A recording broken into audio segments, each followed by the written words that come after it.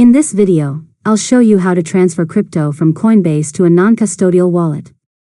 Start by signing into your Coinbase account and make sure you have the cryptocurrency you want to transfer in your account.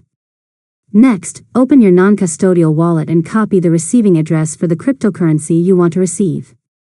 Make sure you're using the correct blockchain network. After that, return to Coinbase and go to Assets.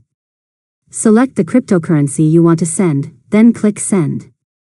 Now paste the receiving address from your non-custodial wallet into the recipient field. Next, enter the amount of cryptocurrency you want to transfer. After that, review the transaction details carefully. Verify that the wallet address, network, amount, and any applicable network fees are correct before continuing. Now click Preview Send, then click Send Now to confirm the transfer. Next, complete any required security verification, such as two-factor authentication or email confirmation. Finally, wait for the blockchain confirmations.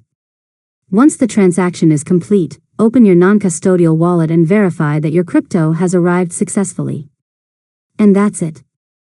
You've successfully learned how to transfer crypto from Coinbase to a non-custodial wallet.